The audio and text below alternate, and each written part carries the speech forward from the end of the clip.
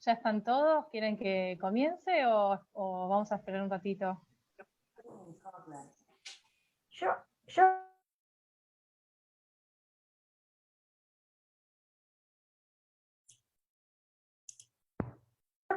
Bueno, buenos días a todos. Mi nombre es Natalia de Ligianis. Yo soy actualmente la jefa de residentes del Servicio de Endocrinología del Hospital de Clínicas. Y les voy a dar la clase de hiperfunción adrenal.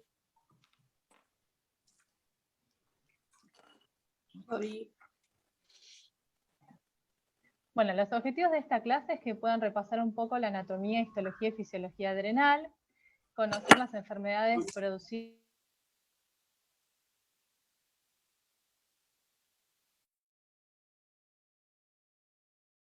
que pueden reconocer en qué paciente se debe sospechar estas patologías e incorporar algunos conceptos esenciales de las pruebas diagnósticas. Por ahí está mejor que sea. Las glándulas suprarrenales. Vamos a hablar de secretos la semana que viene para ir al despecho. ¿Están diciendo Lu, algo? tenés el micrófono encendido. Ah, perdón. Bueno, las glándulas suprarrenales son dos estructuras pequeñas que se ubican por encima de los polos superiores renales. Tienen una longitud de 2 a 4 centímetros aproximadamente y el grosor es menor a 1 centímetro. Esto lo podemos ver acá, por ejemplo, en este corte axial. No ven. A ver si puedo poner el puntero. Vemos igual, ¿eh? ¿Ven el mouse? Sí. Sí, se ve. Ah, perfecto. Bueno, entonces acá en este corte axial de tomográfico podemos ver, bueno, en este caso solo la glándula suprarrenal derecha, y uno lo compara el grosor con el grosor del pilar diafragmático. En este caso es una glándula suprarrenal normal. Cuando vemos que el grosor es mayor, uno puede pensar en hiperplasia o buscar algún nódulo. Histológicamente está comprendido por la corteza y la médula, que estos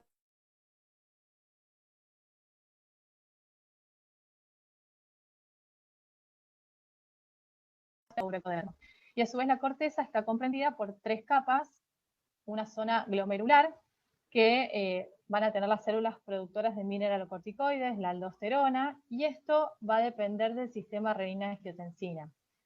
Después tenemos una zona fascicular, productora de glucocorticoides, que es el cortisol, y una zona reticular productora de andrógenos adrenales, como la delta 4 androstenediona, la dihidroepiandrostenediona y la sulfato DEA, que esta es característica de la glándula suprarrenal. Estas últimas dos zonas son estimuladas por la CTH hipofisaria, que el eje va a estar activado por el estrés, y en menor medida la CTH también va a estimular a la zona glomerular para la producción de aldosterona, pero esta principalmente va a estar regida por el sistema renina-angiotensina.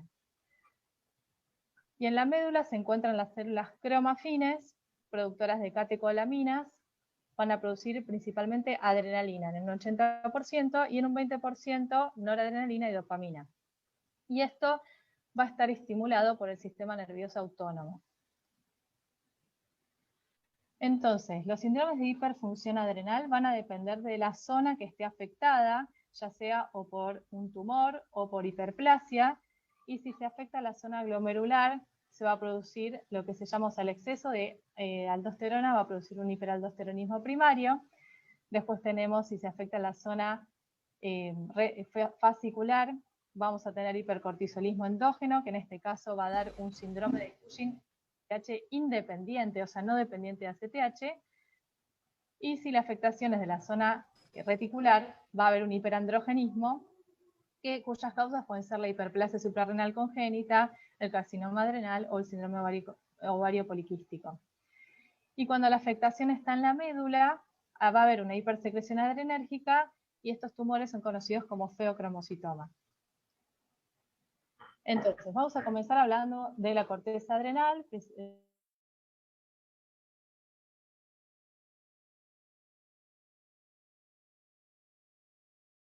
aldosteronismo primario.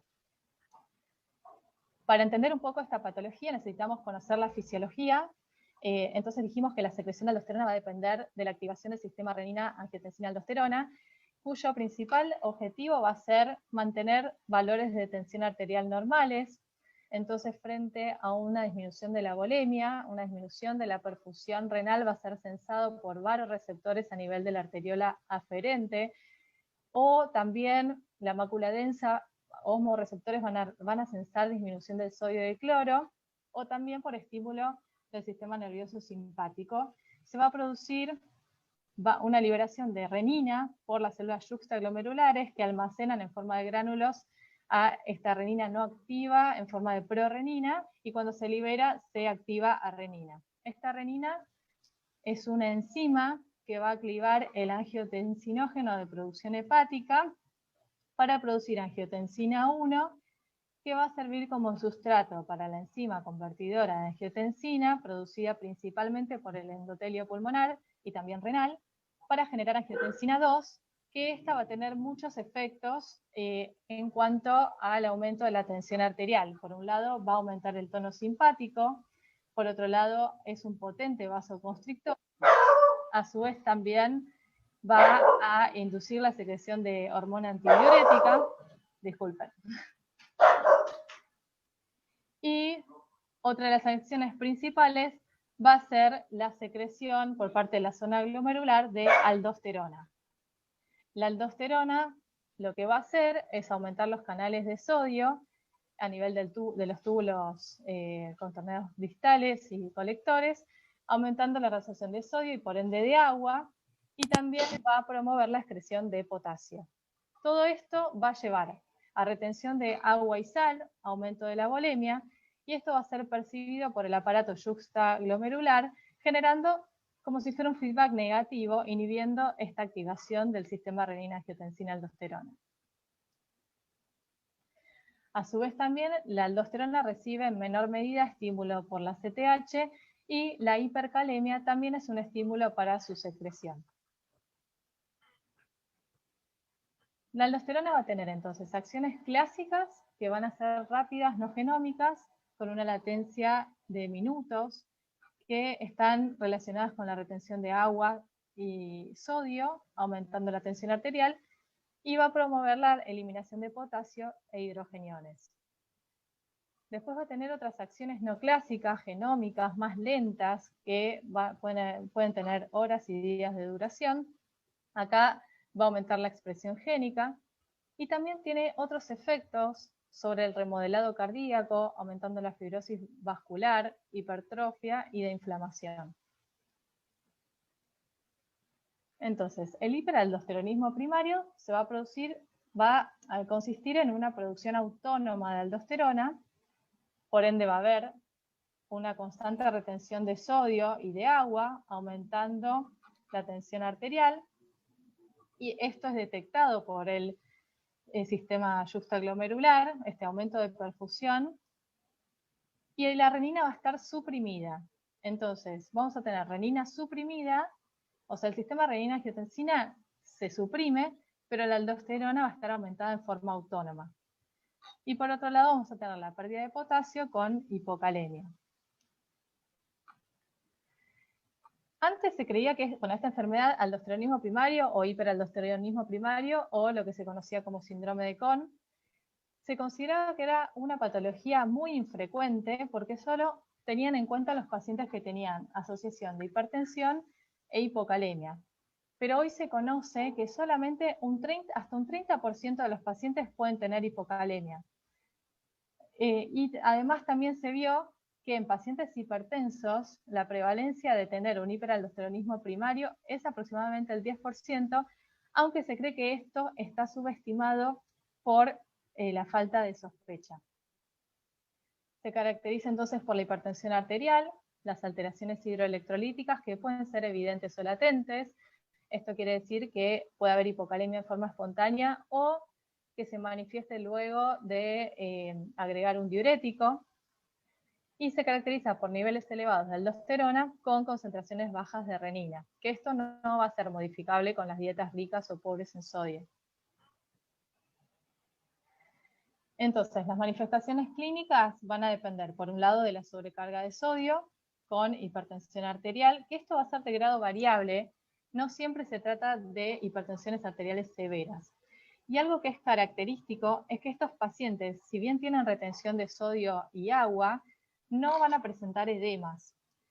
Esto se conoce que hay un fenómeno de escape que frente al aumento de la volemia, esto es sensado por la aurícula, y va a producir el factor natriurético atrial, tratando de desembarazarse de ese líquido y teniendo un escape respecto al edema. Por otro lado están las manifestaciones relacionadas con el déficit de potasio, que solamente se ven un 10 a un 30% de los pacientes. Si cualquier cosa me interrumpen y si quieren decir algo o alguna pregunta, me van diciendo. Entonces, las manifestaciones relacionadas con el déficit de potasio pueden ser debilidad muscular y fatiga, parálisis intermitente, que esto se da con hipocalemias severas, alcalosis metabólica, tetania, parestesias. Puede haber una nefropatía tubular con insensibilidad a la hormona antidiurética y producir poliuria, y puede haber intolerancia a hidratos de carbono. Respecto Ay, a perdón, una pregunta. sí, ¿Por qué solamente en este caso aparece, digamos, ese fenómeno de escape que evita que haya edemas y no, por ejemplo, en la hipertensión esencial normal? en realidad, en la hipertensión esencial normal, si ocurre edema, va a ser por insuficiencia cardíaca o por otros fenómenos, pero Claro. no por activación del sistema renina angiotensina aldosterona, porque una vez que logra la euvolemia o en la extensión de la aurícula, produce este Ujú. líquido natriurético atrial y se termina desembarazando de ese líquido. En realidad, cuando hay edemas en la insuficiencia cardíaca, cuando hay edemas en la hipertensión arterial esencial es por otros mecanismos, Claro, generalmente, uno piensa en insuficiencia cardíaca, no por la hipertensión esencial en sí. claro, tal cual. Gracias. No, no. Entonces, la etiología, en realidad las causas principales más frecuentes son, en un 60% la hiperplasia bilateral idiopática y en un 30% el adenoma productor de aldosterona, que estas serían las dos causas más frecuentes. O sea, básicamente habría que ver si hay una lesión unilateral o si hay lesiones bilaterales. Menos frecuentemente puede darse una hiperplasia adrenal unilateral. El carcinoma adrenal productor de aldosterona es rarísimo, menos del 1%, y las causas familiares también son muy raras. Bueno, ¿y a quiénes hay que estudiar? ¿En quiénes sospechamos un aldosteronismo primario? ¿En quiénes le vamos a hacer los test diagnósticos? Acá no quedan dudas que habría que estudiar a todos los pacientes hipertensos con hipocalemia espontánea o inducida por diuréticos. A los hipertensos severos, que acá las guías no se ponen de acuerdo, porque, por ejemplo, la guía europea considera que solamente aquellos que tienen valores de más de 180 de tensión arterial sistólica y más de 110 la diastólica, pero ya las guías americanas más nuevas consideran que a partir de 150 a 100 habría que estudiarlos. O sea que prácticamente casi a todos los hipertensos habría que estudiarlos. Después, hipertensos resistentes a los tratamientos farmacológicos, que requieran más de 3 drogas para el control. Cuando tienen un hallazgo incidental tomográfico de un nódulo adrenal,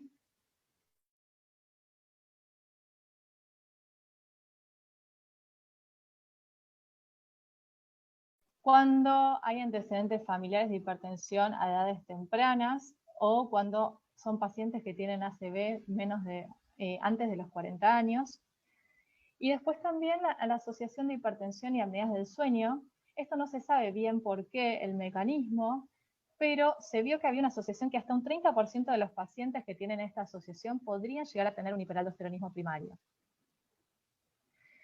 Y ya en los últimos congresos internacionales se está planteando a todos los pacientes con hipertensión, y esto es porque aquellos que se les detecta un hiperaldosteronismo primario, se sabe que tienen más riesgo cardiovascular que los que tienen hipertensión arterial esencial, y esto es por estos mecanismos no clásicos de la aldosterona en sí, que están involucrados con el remodelado cardíaco, la fibrosis, la inflamación. Y entonces se vio que había un aumento significativo del riesgo de accidente cerebrovascular, infarto agudo de miocardio, fibrilación auricular y enfermedad cardiovascular global de los pacientes que tenían igual hipertensión arterial, a iguales valores, los que tienen hiperaldosteronismo tienen este riesgo mayor que los que tienen hipertensión arterial esencial, y esto fue muy significativo. Y este riesgo disminuye cuando los pacientes son tratados adecuadamente. Entonces, brevemente les voy a comentar cómo son los métodos diagnósticos. Nosotros, frente a la sospecha, utilizamos test de screening, que son bioquímicos, ¿no? Y hacemos la relación de aldosterona sobre la actividad de renina plasmática. Si esto nos da positivo, vamos a pruebas confirmatorias que se basan en tratar de suprimir esta producción de aldosterona, que fisiológicamente lo haría con una infusión salina, con sobrecarga de sodio, con fludrocortisona y con otros fármacos. Si no lo hace, si no suprime con estos métodos, quiere decir que hay una producción autónoma. De esta manera confirmamos que hay un hiperaldosteronismo primario, y una vez que lo confirmamos tenemos que ver qué subtipo es, sobre todo si es patología unilateral o bilateral. Esto lo podemos ver con tomografía o lo podemos ver con un cateterismo de venas adrenales para ver si la producción viene más de un lado que del otro y si esto es significativo. Entonces, respecto al método de screening, el método de screening se utiliza esto porque tiene alta sensibilidad, entonces a uno le permite, si esta relación no es positiva, o a uno le permite descartar. Si no, no es tan específico, entonces necesitamos muchas veces de las pruebas confirmatorias. Acá es importante valorar las unidades, siempre tienen que estar en nanogramos decilitros de aldosterona, y la actividad de renina plasmática en nanogramos mililitro hora, que eso nosotros muchas veces en el laboratorio nos lo ponen en otras unidades, hay que pasarlo porque los valores estandarizados están con estas unidades. Y es importante tener en cuenta que hay algunas condiciones para que la muestra sea adecuada, y es que sea tomada por la mañana, porque hay cierto ritmo circadiano, que haya una dieta normosódica, porque la dieta baja en sal o con aumento de sal puede alterar el sistema renina-angiotensina-aldosterona normal, o sea, de funcionamiento normal. Es importante tener en cuenta si están utilizando drogas que tengan como target algún punto del sistema renina-angiotensina-aldosterona, porque muchas veces puede dar falsos negativos, y habría que idealmente suspender, por ejemplo, la espironolactona 4 semanas y otras drogas un poco menos, 2 semanas. De todas formas, se cree que si tienen estas drogas que afectan el sistema renina-angiotensina-aldosterona, pero la actividad renina plasmática sigue suprimida, uno podría hacer el diagnóstico igual. Pero bueno, no los quiero marear con esto. Y después es importante también que tengan 2 horas de vigilia, que estén en deambulación. ¿Por qué?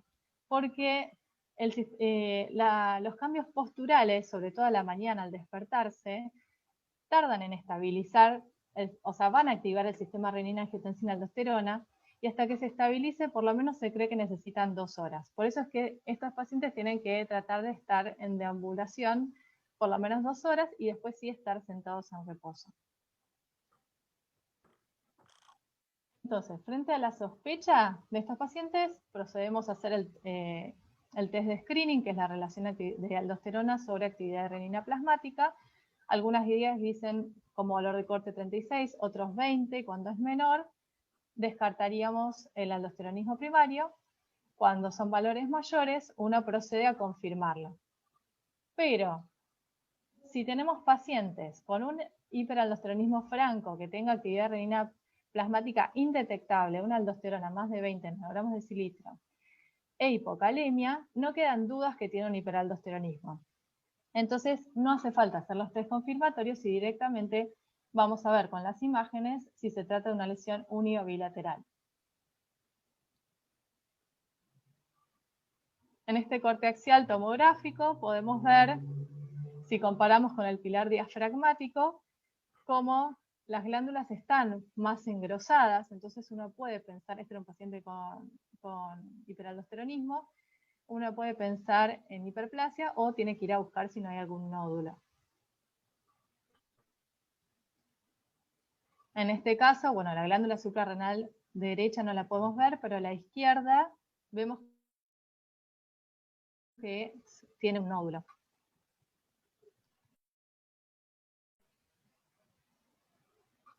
Y esto no hace falta que lo sepan ahora, pero para que vean lo importante que es ver si es uni o bilateral, porque de eso va a depender el tratamiento. Las unilaterales son las que se van a operar. Y siempre que hay decisión quirúrgica, generalmente, si no nos queda claro que la glándula contralateral es completamente normal, uno debería hacer un cateterismo para corroborar que la mayor producción viene de esa glándula. En caso de gente joven que tiene un adenoma claro unilateral en la imagen y que tiene un hiperaldosteronismo franco, no hace falta hacer el cateterismo. Natalia, quería hacer un comentario. Sí, cómo no.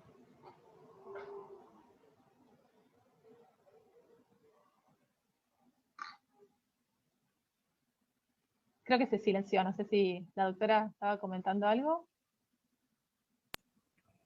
No, no sé si me escuchaste lo del Congreso. No, no escuché recién si dijiste algo.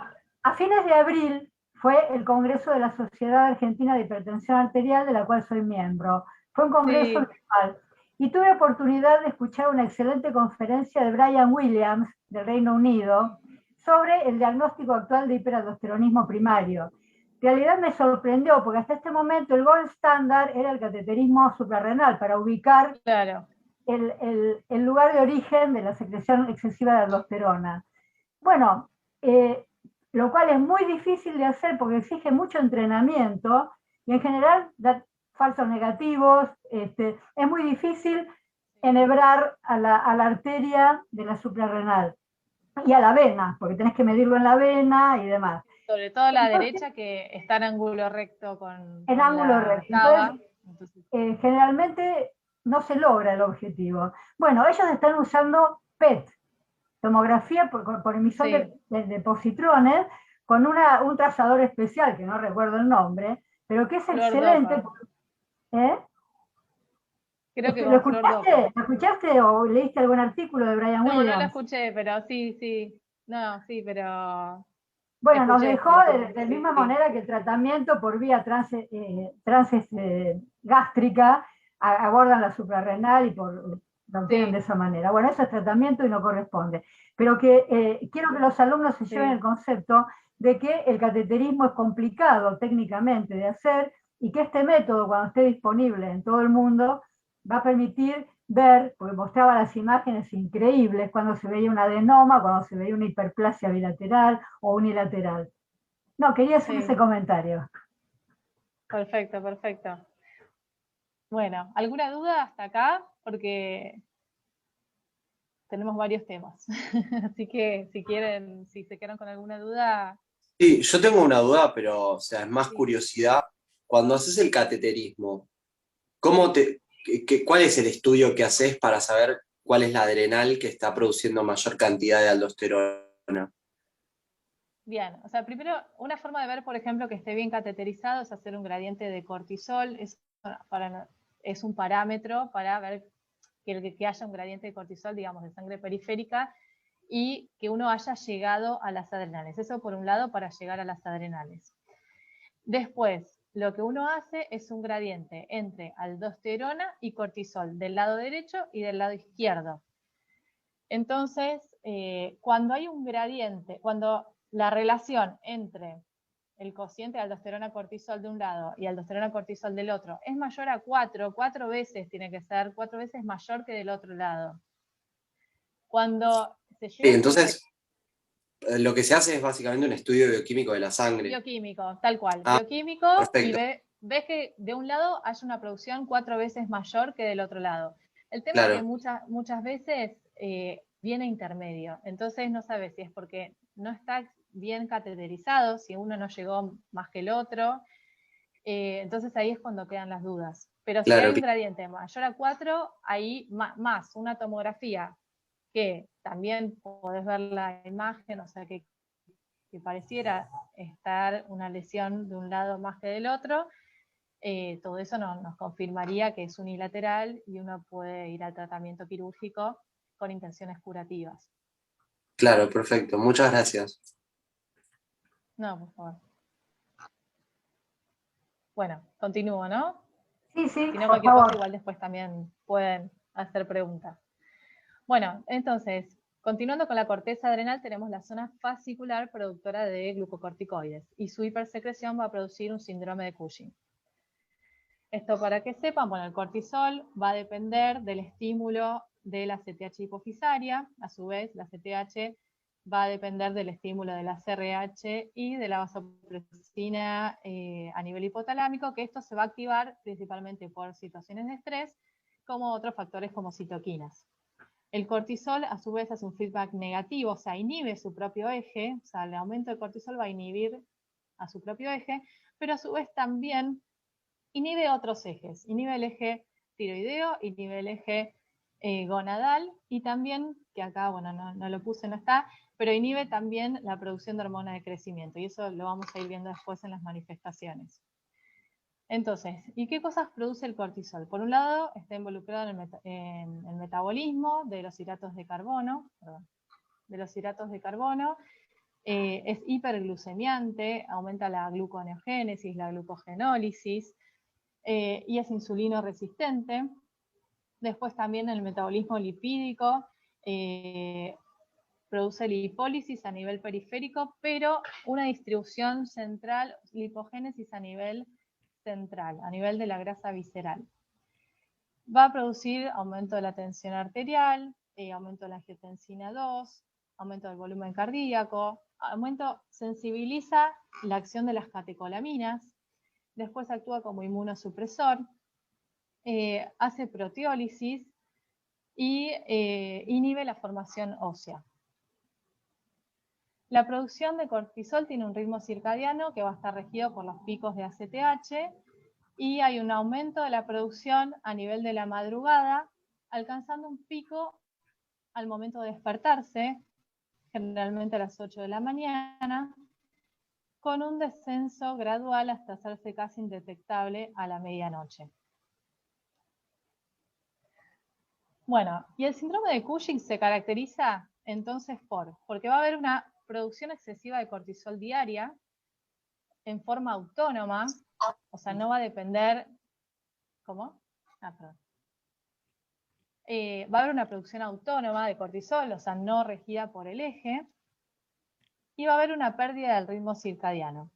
Todo esto va a llevar al hipercortisolismo y a sus consecuencias y manifestaciones clínicas que ahora vamos a ver. Entonces, ¿cuál es el fenotipo típico de los pacientes con síndrome de Cushing? Son aquellos que tienen obesidad centrípeta, tienen la jiba de búfalo, la jiba dorsal, tienen ocupación de los huecos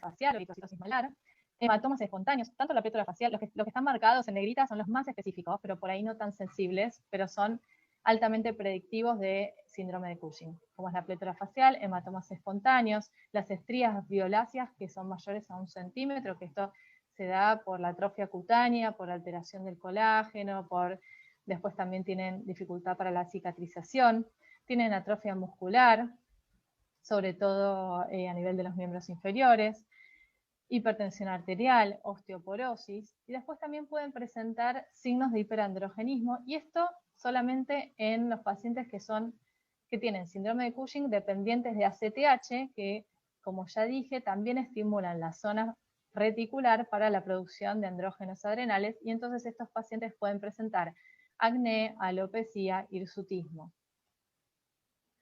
A su vez también los glucocorticoides en exceso pueden estimular los receptores de mineralocorticoides, produciendo hipocalemia y alcalosis metabólica. La hipertensión es otro de los mecanismos por los cuales el Cushing produce hipertensión. Debilidad muscular proximal es otra de las características altamente específicas.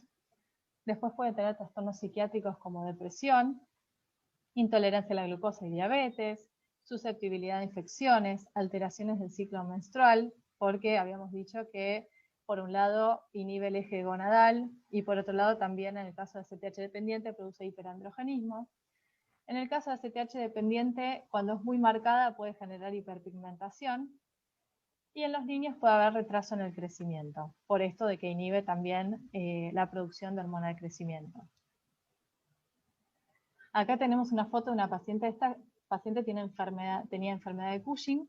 Vemos la cara de luna llena, la plétora facial, el hirsutismo a nivel dorsal, livideces, hematomas espontáneos y las estrías características que se encuentran generalmente en abdomen y en raíz de miembros.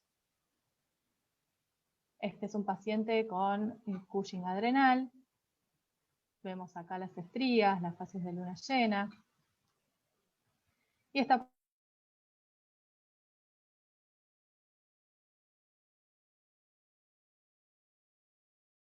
la cara de luna llena, bueno, la paciente tenía giba dorsal o ocupación de los huecos supraclaviculares, pero fíjense la atrofia muscular que tiene a nivel de los miembros, que uno le hace la prueba de cuclilla a ver si pueden levantarse y muchas veces necesitan ayuda para levantarse.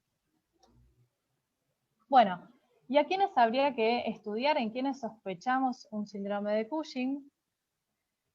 Las guías dicen que aquellos que tienen patologías atípicas para la edad, por ejemplo osteoporosis e hipertensión en edades tempranas, o los signos sugestivos que sean múltiples y progresivos, sobre todo aquellos altamente predictivos de síndrome de Cushing, como son la plétora facial, miopatía proximal, estrías, hematomas espontáneos, patologías severas inexplicadas por otras causas, por ejemplo, osteoporosis con fracturas múltiples sin otras causas secundarias que lo justifiquen, hipertensión arterial resistente a cualquier edad. En todos aquellos hallazgos de manera incidental de adenomas o de lesiones adrenales, incidentalomas adrenales, en todos habría que descartar una secreción autónoma de cortisol. Y en los niños, aquellos que tienen ganancia de peso asociado a una disminución de la velocidad de crecimiento. En cuanto a las etiologías, la causa más frecuente siempre que tengan un paciente con fenotipo de Cushing, lo primero que hay que pensar es que es un Cushing exógeno, que es la causa más frecuente. Entonces siempre hay que descartar el uso de glucocorticoides, ya sea vía oral, inhalados, intramusculares, tópicos, nasales. Hay que investigar mucho en estos pacientes que tienen un fenotipo de Cushing, hay que investigar de todas las formas que no estén recibiendo, porque muchas veces las gotas nasales no las toman como medicación habitual, o sea, no lo refieren como medicación habitual o los corticoides de depósito, y por ahí son pacientes que hemos tenido que recibieron corticoides de depósito varias veces al año, y eso se acumula y puede generar este síndrome de Cushing. Entonces, esto es fundamental siempre investigar. Porque el síndrome de Cushing endógeno es una entidad rara. Entonces, la causa más frecuente es que esté recibiendo corticoides. Descartando esto, ahí sí uno pasa a investigar si tiene un síndrome de Cushing endógeno. Que la causa más frecuente va a ser los que son ACTH dependientes, en un 70-80%, principalmente la enfermedad de Cushing, o sea, por un tumor hipofisario, que generalmente son microadenomas. Otras causas son la producción ectópica de ACTH, generalmente por tumores neuroendocrinos a nivel pulmonar, lo más frecuente. Y la causa adrenal, o sea, ACTH independiente, o sea, esto, acuérdense que es una secreción autónoma de la glándula suprarrenal, de la zona fascicular, y de esta manera produce cortisol, el cortisol inhibe el eje y la ACTH por ende va a estar suprimida, por eso no es dependiente de ACTH, y esto es un 20 o un 30%, siendo la causa más frecuente el adenoma, en un 60%, seguido por el carcinoma adrenal. Y menos frecuentemente hay otras causas como hiperplasia macronodular, hiperplasia nodular pigmentaria. Entonces, frente a la sospecha de un paciente con síndrome de Cushing endógeno, tenemos distintos tests que evalúan distintas, por ejemplo, tenemos un test que evalúa la autonomía, que es el test de Nugent, que es el suministro de 1 miligramo de dexametasona a las 23 horas, y esto normalmente debería suprimir el eje, y uno debería encontrar un cortisol sérico a la mañana suprimido por esta esta administración exógena de corticoides. Lo normal es un valor de corte menor a 1,8 microgramos decilitro, y cuando esta supresión no se da, uno cree que hay una secreción autónoma. Por otro lado, uno puede evaluar la producción diaria de cortisol, y esto lo hace recolectando el cortisol libre en orina de 24 horas. Bien, y después también uno puede evaluar el ritmo circadiano, o sea, la pérdida del ritmo circadiano mediante la medición de cortisol libre en orina a las 22-23 horas, o el cortisol salival a las 23 horas, que de esta manera, si uno se acuerda del ritmo circadiano del cortisol, a esa hora debería estar completamente bajo. Si vemos que no está bajo, podemos decir que hay una pérdida del ritmo circadiano. De todas formas, no los quiero marear, pero uno elige el test más adecuado para cada paciente, porque hay varios falsos positivos y negativos. Por ejemplo, en el caso de que haya insuficiencia renal, que haya un clearance bajo, probablemente los valores de cortisol libre en orina de 24 horas estén subestimados. Entonces, no sería la prueba más fidedigna para estos casos. O, por ejemplo, pacientes que trabajadores nocturnos, que van a tener alterado el ritmo circadiano, probablemente en estos pacientes los valores de cortisol salival o CLU de 22-23 horas va a estar aumentado, pero porque ya está cambiado su ritmo circadiano normal. Entonces, en estos pacientes no sería de elección medir cortisol salival nocturno, porque está estandarizado para que esté bajo, digamos, los valores de referencia sean bajos en este horario. Entonces, frente a la sospecha, uno debe elegir. Si la sospecha no es tan alta, o sea, si no hay tantos signos predictivos, uno puede utilizar uno de estos métodos, el que creamos que sea más adecuado, uno lo puede descartar. Cuando tenemos una alta sospecha, o sea, lo que nosotros le llamamos un alto pretest, o sea, que tengan signos muy específicos, podemos directamente solicitar por lo menos dos de estos tests, y si con 2 tests positivos, uno hace el diagnóstico, lo confirma el síndrome de Cushing endógeno. Cuando son discordantes, uno puede repetir el test, asociar otro test, o pedir directamente los 3, y si son 2 alterados, confirma el diagnóstico. Quería hacer un comentario, Natalia, ¿puede ser? Sí, cómo no. Chicos, fíjense que para el diagnóstico de insuficiencia suprarrenal, uno se guiaba por un valor suficientemente bajo de cortisol. En cambio, para el diagnóstico de hiperfunción adrenal, no sirve un cortisol alto, porque se ha visto que tiene muchas variaciones, fluctuaciones en los niveles de cortisol en base al estrés y a una serie de mecanismos. Entonces sí, el CLU, el cortisol, que la glándula esté produciendo más cortisol, lo medimos por el cortisol libre urinario en 24 horas. No basta con un cortisol. Claro, tal cual. Más todas las pruebas que evalúan, eso evalúa producción diaria, el resto evalúa autonomía o el ritmo circadiano. ¿Está claro, chicos? Claro, o Sí, sea, perfecto. lo que más importancia le vamos a dar es la función del ritmo circadiano, ¿no? Si está perdido el ritmo circadiano, quiere decir que hay una hiperfunción. No, no que hay una hiperfunción. Tal cual. Claro. Que no hay ritmo circadiano, pero no necesariamente. Claro, bueno, es verdad. La hiperfunción la evalúas por el CLU. Claro, Cortisol claro. libre urinario. Sí. Ok, entonces haces 2. Haces uno que fue la autonomía y el CLU. ¿No? O los 3. O los 3. O los 3, claro. Sí. Nosotros generalmente cuando hay una baja sospecha, por ejemplo, pacientes con síndrome metabólico, que tiene un poquito de sobrepeso, obesidad, no te queda claro si tiene ocupación de los huecos supraclaviculares o la FIBA, que a veces es constitucional, y tiene por ahí insulinoresistencia, que los derivan para descartarlo en síndrome de Cushing, pero que no tiene los signos tan específicos. Nosotros solemos solicitar el test de Nugent, que muchas veces es el que más nos permite descartar. Pero sí, con baja sospecha, con un solo test negativo adecuado para ese paciente, podríamos descartar. El cortisol salival es uno de los que, perdón, la alteración del ritmo circadiano es verdad que es una de las cosas que primero se alteran en el Cushing endógeno. Entonces, a veces nos sirve para ir viendo, sobre todo en el seguimiento de los Cushing cuando hacen recurrencia, nos sirve para ir viendo si se altera el ritmo circadiano, que es probable que recurra. Pero bueno, eso no los quiero marear, que ya es más para tratamiento, pero bueno, está bien la observación que el ritmo circadiano puede ser una de las cosas que primero se alteren. Pero para hacer el diagnóstico uno debería tener 2 pruebas, o sea que haya 2 afectaciones, ya sea de la autonomía, de la producción diaria o del ritmo circadiano, para confirmar el diagnóstico.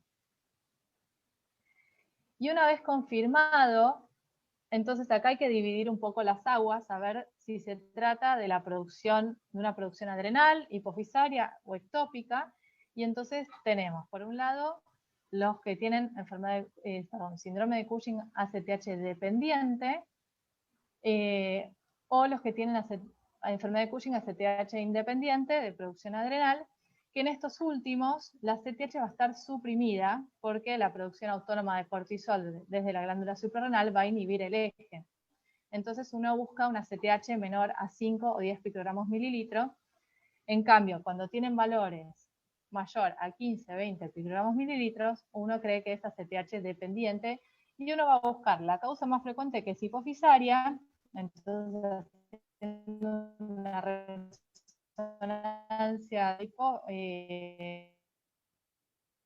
encuentra una imagen significativa, más de 6 milímetros, lo considera que son microadenomas, o a veces incluso no se ven en la resonancia, se puede ir al cateterismo en senos penosos inferiores, que esto es para ver si hay una producción mayor periférica o si hay una producción mayor a nivel hipofisario, y si no, ya hay otros métodos para detectar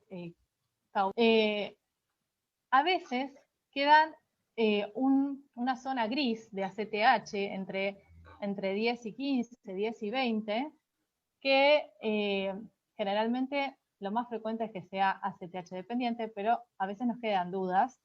Y hay otros test para hacer que no se usan de rutina, y si no, algo que nos es muy útil actualmente es valorar los andrógenos adrenales, o sea, sulfato DEA, que si se acuerdan, la CTH no solo estimula la zona fascicular productora de glucocorticoides, sino que también estimula la zona reticular productora de andrógenos adrenales como el sulfato DEA. Entonces, si tenemos una producción autónoma de cortisol adrenal que inhibe el eje, inhibe la CTH, también esta inhibición de la CTH va a hacer que se produzca menos sulfato DEA. Entonces, cuando es ACTH independiente, el sulfato DEA va a estar bajo. En cambio, cuando hay un aumento hipofisario de la ACTH, el sulfato DEA también va a estar aumentado. Entonces, esa es otra herramienta que nos ayuda a identificar, a separar estos 2 tipos de síndrome de Cushing, ¿sí?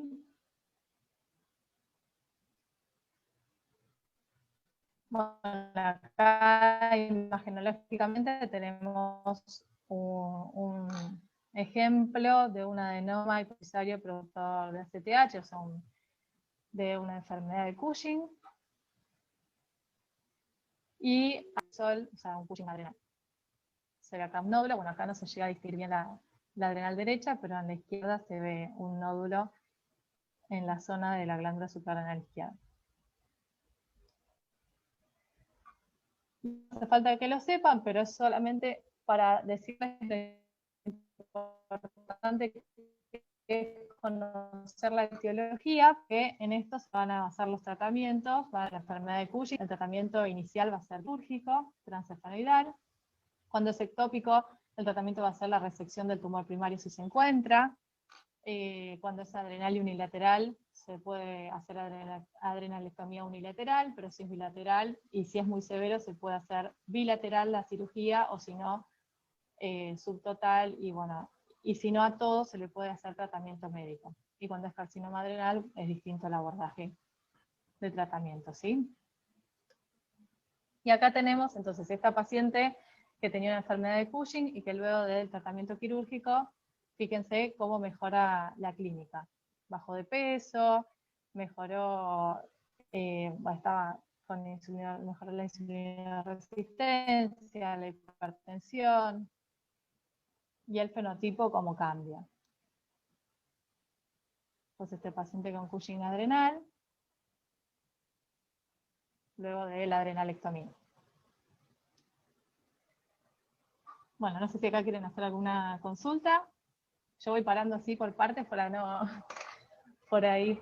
Yo le quería hacer un comentario a los chicos. Cuando pase toda esta pandemia y podamos volver a circular libremente por el hospital, la mayor parte de los pacientes con síndrome de Cushing que ustedes van a reconocer en el ascensor o en los pasillos, es Cushing exógeno por medicamentos. Son pacientes que por un trastorno inmunológico, reumatológico, o un linfoma o lo que fuere, están recibiendo corticoides exógenos. De lejos es la mayor causa de Cushing. ¿O no, Natalia? ¿Es así? Sí, tal cual, tal cual. Y siempre hay que indagar porque hemos tenido pacientes que nos han negado recibir como tratamiento habitual corticoides y por ahí les hacemos traer la medicación y nos trajeron gotitas nasales bueno, los PAF, a veces los PAF que utilizan los pacientes con EPOC, si son dosis más de 750, por ejemplo, de fluticasona, puede generar un síndrome de Cushing. Entonces hay que estar muy atentos a toda la medicación, o incluso tópicas. Medicación tópica que reciban crónicamente con corticoides, o sea, a todo eso hay que estar atentos porque es la causa más frecuente. ¿Ninguna pregunta, chicos? Bueno, seguimos entonces. Por mi parte no, gracias. Bien. Bueno, y respecto a la corteza, tenemos la última zona, la reticular, cuya hiperproducción va a generar hiperandrogenismo. El síndrome hiperandrogénico es una afectación frecuente en mujeres en edad reproductiva con una prevalencia del 5 al 10%, que la causa más frecuente va a ser el síndrome de ovario poliquístico, que por insulinoresistencia puede aumentar la esteroidiogénesis, o sea, la producción de andrógenos a nivel adrenal, no solo a nivel del ovario, sino a nivel adrenal. Bueno, y el hiperandrogenismo se caracteriza entonces por hirsutismo, que es aumento del vello corporal hormonodependiente. Esto es diferente a hipertricosis, que no es este vello terminal dependiente de hormonas. Acné, seborrea, que es generalmente facial y troncal. Alopecia androgénica, oligoamenorrea o anovulación crónica de infertilidad. Y en los casos muy severos, sobre todo en neoplasias, en tumores virilizantes, o sea, va a generarse una virilización, que esto se caracteriza por engrosamiento de la voz, aumento de la masa muscular e hipertrofia del clítoris. Estos son los casos más severos de hiperandrogenismo que se ven en algunos tipos de hiperplasia suprarrenal congénita y se ve en los tumores, ya sea los carcinomas adrenales o de ovario también. Entonces, bueno, las causas adrenales son la hiperplasia adrenal congénita, lo más frecuente es que sea por déficit de la enzima 21-hidroxilasa, hiperandrogenismo tumoral adrenal, también recuerden que puede ser por producción ovárica. Después lesiones benignas, adenomas, es raro que generen hiperandrogenismo. Acuérdense que el síndrome de Cushing, ACTH dependiente, puede generar hiperandrogenismo, eso también es otra causa. Y después malignos, el carcinoma, que es más frecuente, o sea, el carcinoma es más frecuentemente una causa de hiperandrogenismo que el adenoma. Y generalmente los carcinomas tienen cosecreción de cortisol. Esto para que vean, este es el score que utilizamos nosotros para valorar hirsutismo, que es el score de Ferryman y Gallwey, que generalmente va a depender de la raza, pero se toman generalmente valores mayores a 8, o sea, uno va sumando, va viendo la distribución. Esta es la distribución de producción de vello que depende de hormonas, entonces uno va sumando estos valores según lo que ve en el paciente, y si alcanza un valor mayor a 8, uno considera que hay hirsutismo. También hay distintos grados de hirsutismo, distintos grados de severidad. Después acá tenemos, esta sería la alopecia androgénica, también distintos grados. Y bueno, respecto al hiperandrogenismo, solamente una breve mención del carcinoma adrenal, que lo más frecuente es que sean funcionantes, pueden ser funcionantes o no funcionantes.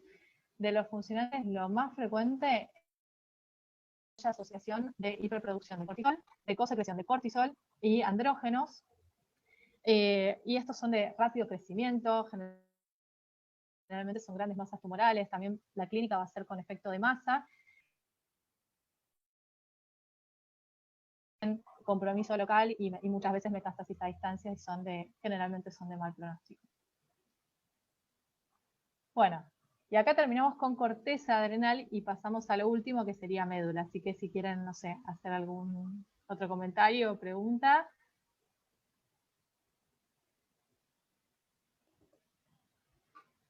Si no, pasamos a la médula adrenal. Y acá entonces la hiperproducción va a generar crisis adrenérgica y los tumores productores de catecolamina son feocromocitoma a nivel adrenal y paraganglioma a nivel extraadrenal. Entonces, la médula adrenal comprende una unidad funcional con el sistema nervioso autónomo, el sistema simpático. El sistema simpático se caracteriza por presentar a nivel de la médula una neurona preganglionar, secretora de acetilcolina. Esto va a estimular los ganglios parasimpáticos a las neuronas postganglionares que van a producir noradrenalina. Pero a nivel de la médula adrenal, esta va a ser estimulada por los nervios esplácnicos, por la producción de acetilcolina, y la médula adrenal va a funcionar produciendo catecolaminas, en el 80% adrenalina y en un 20% noradrenalina o dopamina. Este es el metabolismo de las catecolaminas a partir de la tirosina, y vemos que dentro de la glándula suprarrenal, a su vez también la adrenalina y noradrenalina pueden metabolizarse a otras sustancias como normetanefrina a partir de la noradrenalina, metanefrina a partir de la adrenalina. Todos estos metabolitos van a ser liberados por orina. Esto vemos que en menor cuantía se van a detectar la adrenalina y noradrenalina, y esto es porque tienen vida media corta, rápidamente encontrar y característico las metanefrinas y normetanefrinas, y el ácido vainilla-mandélico vamos a ver que es como la vía final común de los metabolitos,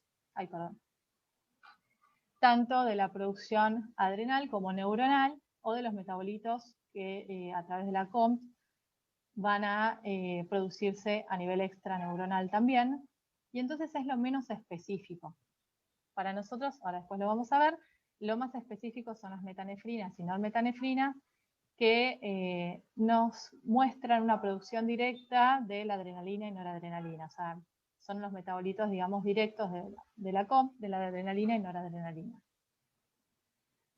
Bueno, esto no les voy a mencionar todo, pero se los dejo acá, que son los distintos receptores de alfa y beta adrenérgicos, los distintos tejidos donde se encuentran y todas las acciones que van a ejercer. Entonces, la crisis adrenérgica se va a caracterizar por un aumento de la resistencia vascular periférica, hipertensión, taquicardia, hiperglucemia, midriasis, broncodilatación, sudoración. Esto es como la expresión máxima, ¿no? Bien, y entonces los tumores productores de catecolamina son los feocromocitomas, que son neoplasias neuroendocrinas de células cromafines que biosintetizan, almacenan, metabolizan y secretan concentraciones elevadas de catecolaminas y sus metabolitos. El 85% tienen localización adrenal, esto es lo que se conoce como feocromocitoma, y el predominio de su secreción va a ser adrenérgico, adrenalina o metanefrina. El 15% son de localización extraadrenal, que es lo que se conoce como paraganglioma, y estos van a secretar únicamente noradrenalina o normetanefrina. La localización más frecuente de estos paragangliomas son la cadena ganglionar simpática paraórtica en un 75%, la pared de la vejiga, el tórax, y en menor frecuencia cabeza y cuello, que generalmente son no funcionantes, y pelvis. Los feocromocitomas para gangliomas son raros, la incidencia es de 0,8 casos cada 100.000 habitantes por año. Se cree que la prevalencia de feocromocitoma en pacientes con hipertensión es menos del 0,2%. Después de los incidentalomas adrenales, solo un 3 o un 10% corresponden a feocromocitoma. La prevalencia es similar en hombres y mujeres. La mayoría se trata de feocromocitomas o paragangliomas esporádicos y un 30% está asociado a trastornos genéticos, aunque algunos dicen que hasta un 50% podrían tener algún factor genético involucrado. Y ejemplos de estos trastornos genéticos o familiares son la neoplasia endocrina múltiple tipo 2, von Hippel-Lindau, neurofibromatosis tipo 1 y trastornos asociados a la succinato deshidrogenasa, ejemplo tipo B, subunidad B, D u otros. ¿En quiénes hay que sospechar trastornos genéticos? En los pacientes que tienen feocromocitomas bilaterales, en pacientes que tienen feocromocitomas a edades jóvenes, en pacientes con metástasis o en todos los paragangliomas. Esto es para que tengan en mente lo que se conoce como la regla. Los que tienen un fenotipo de von Claro, Hippel-Lindau, asociado, tal cual. ¿sí? Neurofibromatosis. O antecedentes familiares, claro. Tal. Cada vez hay más trastornos genéticos descubiertos en el feocromocitoma. Sí, de hecho, también en los últimos congresos se cree que habría que estudiar a todos habría que estudiarles un factor genético, porque es uno de los tumores con mayor heredabilidad y algunos creen que hasta el 50% podría estar asociado a trastornos genéticos. Lo cual tiene muchas implicancias, entre otras el consejo genético. Tal cual, así es. Bien, y acá les dejo la regla del 10, porque se cree que lo que es el feocromocitoma, el 10% son bilaterales. Ojo que en los familiares es más frecuente que sean bilaterales, en un 50 hasta un 75%, o sea, esto hablando de los esporádicos. El 10% son malignos, o sea, la mayoría son benignos, solamente un 10% son malignos, pero ojo que los paragangliomas, depende de la mutación que tengan, hasta un 30% pueden ser malignos. Bien, y en cuanto a la clínica, lo típico es la triada clásica, pero que solamente se dan un 15% de los pacientes, que es cefalea, sudoración y palpitaciones. Y esta triada clásica puede darse en paroxismos en un 70% de estos pacientes. Estos paroxismos significan que son de aparición súbita y que tienen una duración variable. A veces duran minutos, pero a veces duran días. Sin embargo, bueno, la manifestación más frecuente va a ser la hipertensión arterial, hasta un 95% de los pacientes. Esta puede ser sostenida o paroxística, pero ojo que un 15% de los pacientes pueden tener tensión arterial normal y algunas series dicen que hasta un 40%. Y esto también va a depender de lo genético, va a depender de algunas cuestiones. Y también los feocromocitomas pueden ser asintomáticos y ser un hallazgo incidental, sobre todo cuando se detectan en formas más tempranas y no llegan a presentar las manifestaciones clínicas. Por eso, a todo incidentaloma suprarrenal habría que estudiarles un feocromocitoma. Yo tuve 2 pacientes femeninas con feocromocitoma que diagnosticamos a partir de incidentalomas adrenales, siendo normotensas. Sí, normotensas. Es frecuente, es frecuente. Y otro tema es que la metanefrina y la normetanefrina en orina, como se mide en Argentina, no estaba disponible hasta hace pocos años.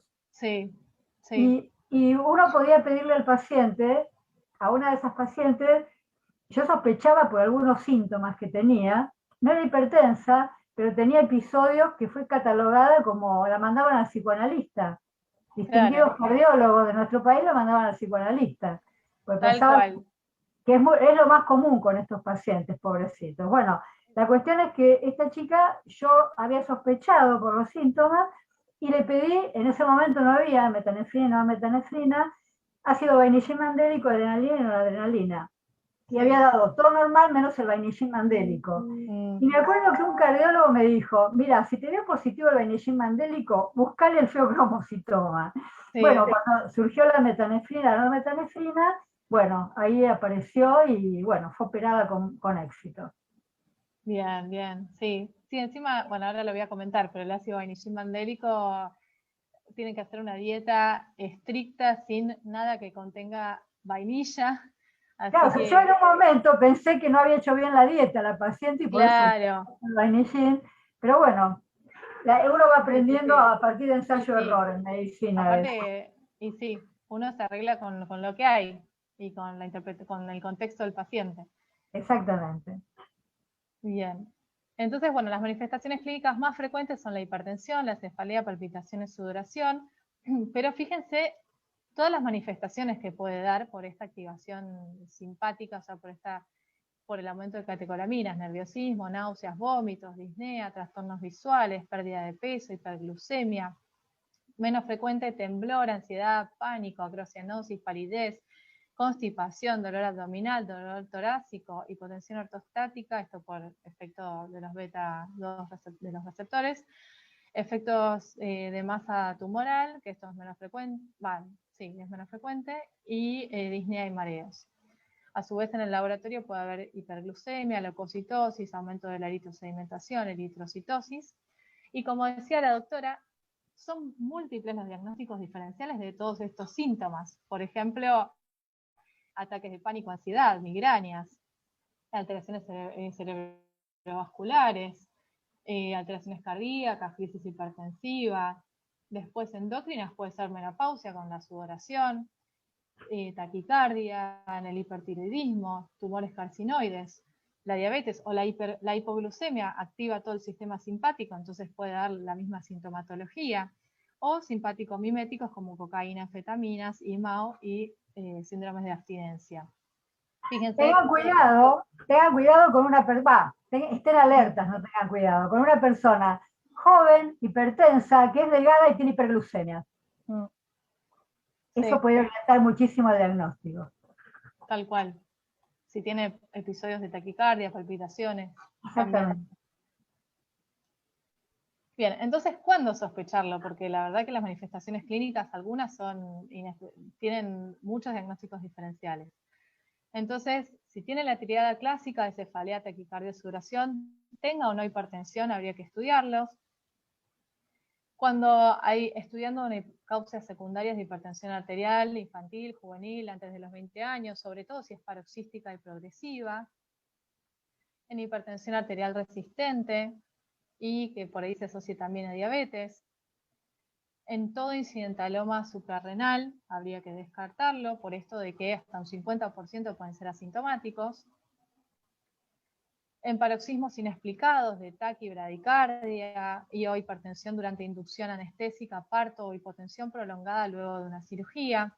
Respuestas cardiovasculares paradójicas, inapropiadas a distintos fármacos, o sea que puedan estimular la producción, que generen por ahí una crisis adrenal, o que tenga historia familiar de feocromocitoma o síndromes hereditarios.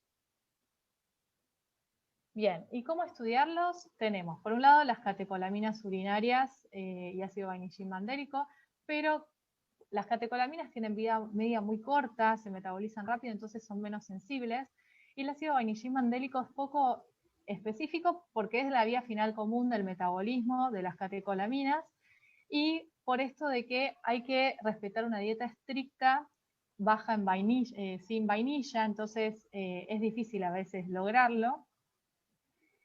Y entonces nosotros ahora disponemos de las metanefrinas urinarias fraccionadas y totales. Pregunta de curiosidad. ¿Por cuánto tiempo no se puede comer alimentos con vainilla para el estudio? Una semana. Ah, claro. Sí, sí. Gracias. Pero son más alimentos de lo que uno creería. Entonces, igual ahí les dan en el laboratorio todas las pautas. No, claro, me imagino que debemos consumir constantemente sin saberlo. Sí, sí, tal cual. Toda la repostería, por ejemplo, todos los productos. Sí.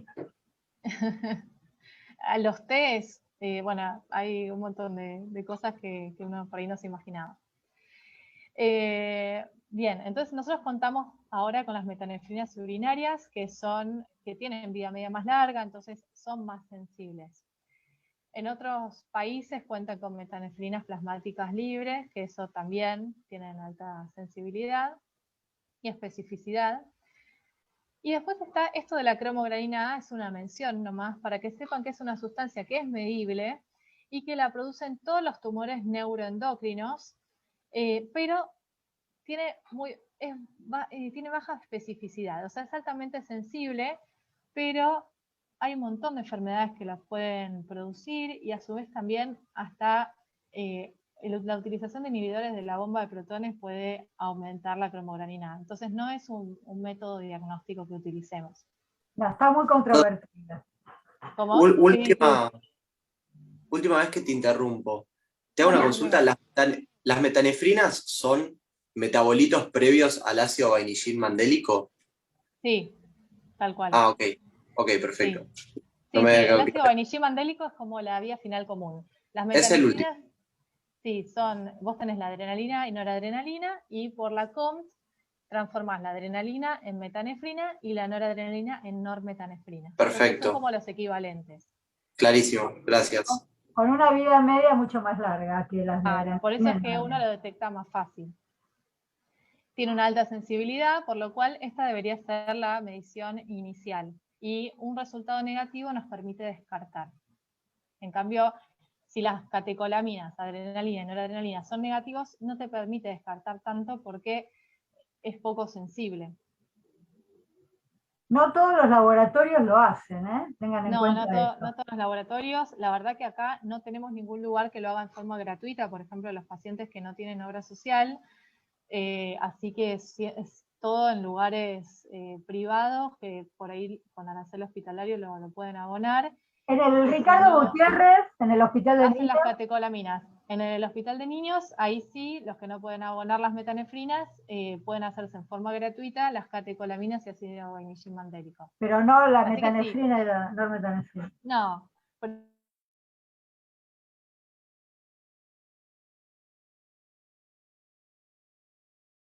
El ácido vainillín mandélico. Así que uno se va adaptando con las herramientas que puede y tiene. Y el contexto del paciente siempre, ¿no? Entonces, bueno, en el caso de que las metanefrinas, catecolaminas sean normales, a veces las catecolaminas hay que repetirlas si quedan dudas, uno busca otras causas, pero si son anormales uno va a las imágenes a buscar ya sea por tomografía, resonancia, y si no hay otros métodos que ahora les voy a contar, como MIBG, que en realidad se utiliza para buscar enfermedad a distancia, más que nada, ahora les cuento bien de qué se trata, en tumores más de 10 centímetros, bilateralidad, paragangliomas, o sea, cuando uno busca en otros lugares también. Y si la resonancia y la tomografía son negativos, uno puede buscar otras localizaciones también por estos distintos métodos. Pero se empieza por abdomen y pelvis porque la gran mayoría, casi el 90%, están en esas localizaciones. Tal cual. Renales o extrarenales. Sí. Y acá tenemos, por ejemplo, ¿qué miramos en la tomografía?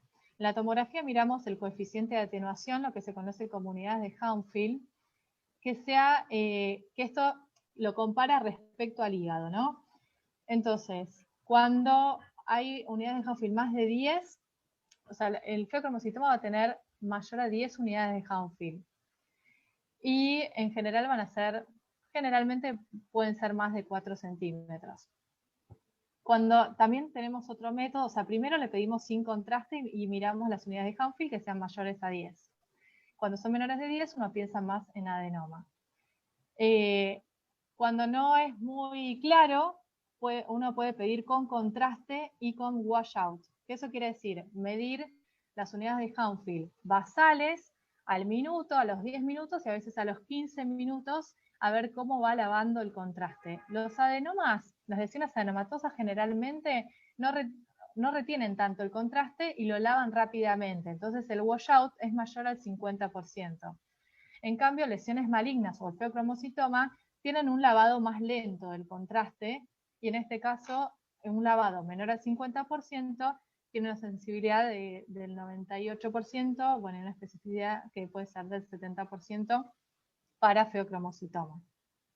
¿Por qué? Porque digamos, los adenomas son de consistencia, de estructura lipídica. En cambio, los feocromocitomas no es que sean malignos necesariamente, sino que tienen una estructura que no es lipídica, es a partir de proteínas, aminoácidos.